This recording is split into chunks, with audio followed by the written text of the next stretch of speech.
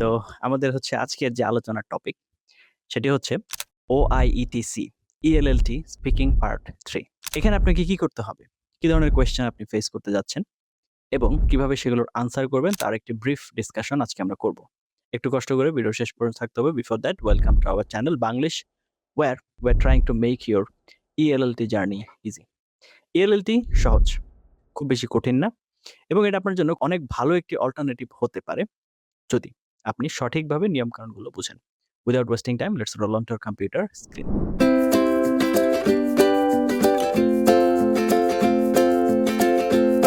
ওকে, তো চলে আসলাম আমরা কম্পিউটার স্ক্রিনে। তো প্রথমেই আমরা আজকে আমাদের যেটা আলোচনার টপিক সেটা হচ্ছে স্পিকিং পার্ট 3, যেটাকে আমরা কোয়েশ্চেন এন্ড আনসার পার্ট বলে থাকি।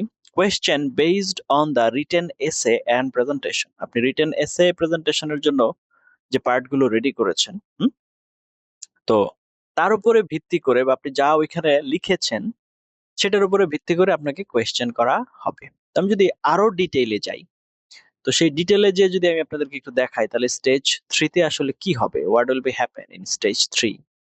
তো সেটা এই যে আমরা দেখতে পাচ্ছি এখানে যে স্টেজ 3 আমরা যদি দেখি তাহলে স্টেজ 3 যেটা দেখাচ্ছে, দেখুন stage 3 will be devoted to question time concerning the written essay. তার মানে হচ্ছে রিটেন এসে আপনি যা লিখেছেন। The aim of this stage is to, তাহলে এই স্টেজের উদ্দেশ্য কয়টা? দুইটা। Firstly to evaluate your spontaneous use of language, মানে আপনি হচ্ছে এটাকে রেগুলার আপনার দৈনন্দিন জীবনে এফোর্টলেসলি ব্যবহার করতে পারবেন কিনা। And secondly to serve as deterrent to have your এসে রিটেন বাই সামওয়ান এলস, মানে হচ্ছে আপনার এসে আপনি নিজেই লিখেছেন কিনা, এটা কিন্তু এখানে একটা গুরুত্বপূর্ণ বিষয়। কারণ আপনার এসে যদি আপনি অন্য কাউকে দিয়ে লেখান সেক্ষেত্রে আপনি এখানে আনসার কিন্তু সঠিকভাবে দিতে পারবেন না। তাহলে এক্সামিনার কোথায় কোথায় ফোকাস করবে দেখেন। The examiner will focus their questions primarily on the following areas. Number 1, clarification of facts or opinions presented in the essay, reflection on the writing process, personal experience। এই যে তিনটা বিষয় মূলত আপনি এসেতে যে পয়েন্টগুলো উপস্থাপন করেছেন, যে উদাহরণগুলো উপস্থাপন করেছেন, সেগুলোই হচ্ছে দেখা হবে। মানে এটা হচ্ছে গুরুত্বপূর্ণ বিষয় এখানে। এখন আমরা যদি পরের পার্টে আসি, দ্য এক্সামিনার মানে এখানে হচ্ছে আপনার তাহলে স্যাম্পল কেমন কোয়েশ্চেন হতে পারে। The examiner will be given a list potential question to link to the essay and ask. তার মানে তাকে কিছু পটেনশিয়াল কোয়েশ্চেন দেওয়া হবে। This may include but are not limited to. আপনার নির্দিষ্ট কোনো ফিক্সড এখানে থাকবে না, এই জিনিসগুলো খেয়াল রাখতে হবে। তো এই ধরনের কোয়েশ্চেন মানে এই কোয়েশ্চেন গুলো একটা স্যাম্পল আকারে আপনাদেরকে দিয়েছি, একটু দেখুন। তারপর একটা স্যাম্পল এসে আপনাদেরকে দেখাবো, সেখানে রিলেট করার চেষ্টা করবেন। তো সেটা আপনাদেরকে দেখাবো। কোয়েশ্চেন গুলো যদি আমরা একটু দেখি, can you tell me a bit more about the source you have used for this essay. তার মানে হচ্ছে আপনি এখানে যে যে ইনফরমেশন গুলো নিয়েছেন, সেই ইনফরমেশন গুলো আপনি কোথা থেকে নিয়েছেন? কোনো জার্নাল থেকে নিয়েছেন?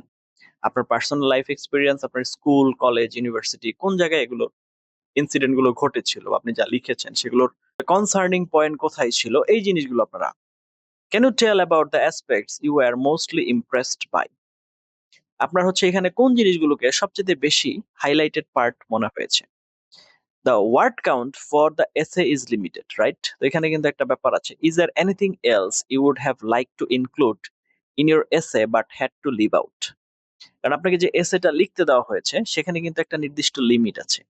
তো সেই লিমিটের ভিতরে কিন্তু আপনাকে লিখতে হয়। এখন যদি আপনাকে বলা হয় যে আপনি আরো কিছু অ্যাড করতে চান কিনা, যেমন আপনাকে লিখতে হবে কত ওয়ার্ডের ভিতরে, দেখেন যে 250 থেকে 350 ওয়ার্ড। তার মানে 250 থেকে 350 ওয়ার্ডের ভিতরে কিন্তু লিখতে হবে। আপনি চাইলেও এর বেশি কিন্তু যেতে পারবেন না। সুতরাং এখন দেখা যাচ্ছে যে আপনি 350 ওয়ার্ডের ভিতরে লিখেছেন, কিন্তু আপনার আরো দু একটা হাইলাইটেড পার্ট বাকি রয়ে গেছে, যেটা আপনি চাইলে লিখতে পারতেন, আপনার লেখার ইচ্ছাও ছিল, ওয়ার্ড লিমিটের জন্য লিখতে পারেন না। এরকম কোনো কিছু বাকি আছে কিনা সেটা আপনি বলতে চান কিনা।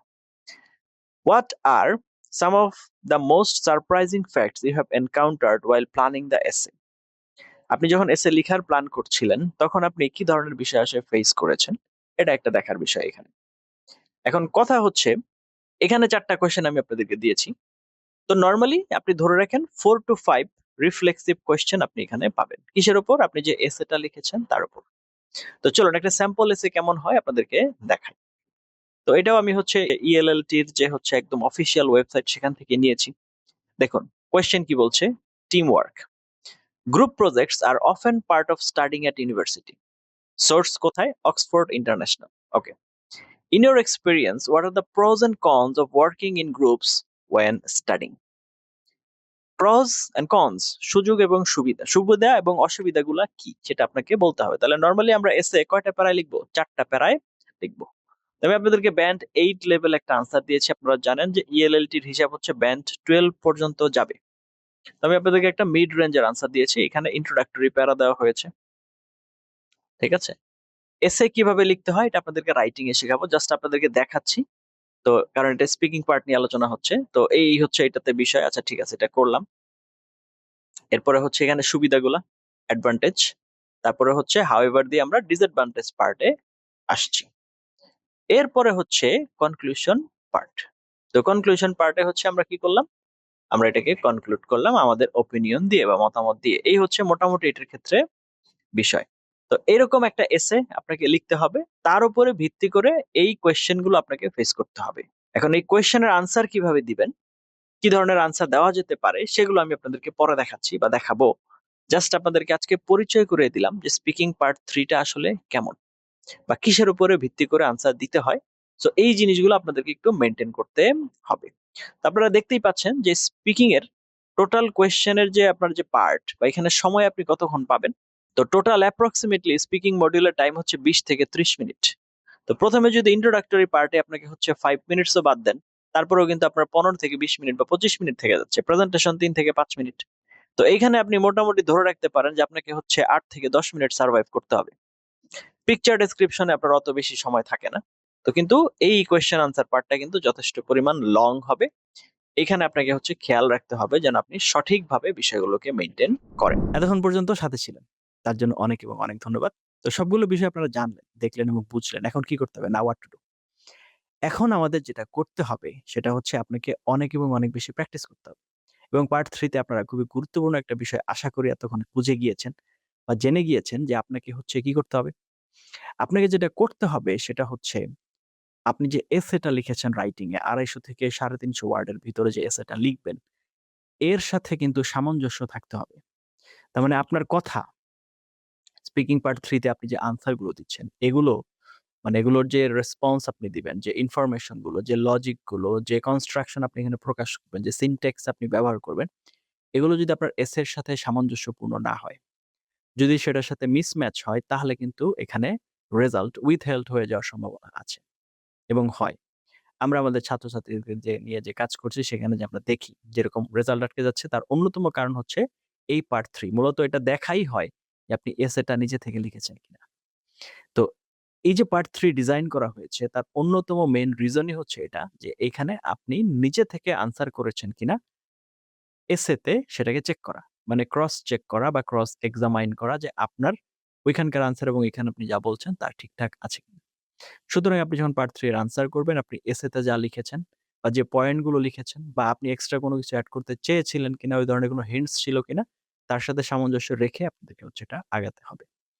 কোনো সামনের এক ক্লাসে আপনাদেরকে হচ্ছে এসের স্যাম্পল কোয়েশ্চেন কি হতে পারে, সেটার মডেল আনসার কিভাবে হবে, এখানে কানেকশন কিভাবে হবে, সবকিছু ডিটেইল নিয়ে আজকে আমরা আসবো। আজকে আপনাদেরকে just part 3 speaking part 3 sample কিভাবে ডিজাইন করা হয় বা কেন ডিজাইন করা হয়েছে সেটা আপনাদেরকে একটু দেখিয়ে দেওয়ার চেষ্টা করলাম। এতক্ষণ পর্যন্ত সাথে ছিলেন তার জন্য অনেক এবং অনেক ধন্যবাদ। আমরা যত ছাত্র নিয়ে কাজ করি, আমরা এই ধরনের ইস্যু ফেস করি বিধায় আপনাদেরকে বলছি। তো আশা করি আপনারা সেই বিষয়গুলো মাথায় রাখবেন এবং সেই অনুযায়ী কাজ করবেন। এতক্ষণ সাথে ছিলেন তার জন্য অনেক এবং অনেক ধন্যবাদ। এই ধরনের আরো অনেক ইনফরমেটিভ লেসন পাওয়ার জন্য দয়া করে চ্যানেলটি সাবস্ক্রাইব করে পাশে থাকতে ভুলবেন না। Thank you for watching until now. Let's meet in some other video till then have a nice time. আসসালামু আলাইকুম ওয়া রাহমাতুল্লাহি ওয়া বারাকাতুহু।